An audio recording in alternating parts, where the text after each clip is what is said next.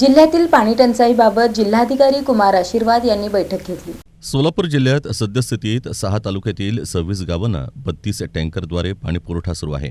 जिल्ह्याच्या अनेक ठिकाणाहून टँकर मागणीचा प्रस्ताव आल्यास त्यावर संबंधित अधिकाऱ्यांनी संयुक्त स्थळ पाहणी करावी आणि विहित नियमावलीप्रमाणे तात्काळ निर्णय घ्यावा। तसंच सर्व शासकीय यंत्रणांनी पाणी टंचाई निवारणार्थ अत्यंत सतर्क राहून काम करावं। एकही नागरिक पाण्यापासून वंचित राहणार नाही याची दक्षता घ्यावी असे निर्देश जिल्हाधिकारी कुमार आशीर्वाद यांनी दिले आहेत।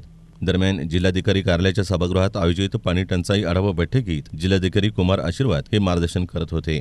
यावेळी जिल्हा परिषदेचे मुख्य कार्यकारी अधिकारी कुलदीप जंगम, निवासी उपजिल्हाधिकारी गणेश निराळी, महसूल उपजिल्हाधिकारी संतोष कुमार देशमुख, भूजलचे वरिष्ठ भूवैज्ञानिक शेख, जिल्हा अधीक्षक कृषी अधिकारी शुक्राचार्य भोसले, सर्व उपविभागीय अधिकारी, तहसीलदार आणि संबंधित विभागाचे अधिकारी यावेळी उपस्थित होते।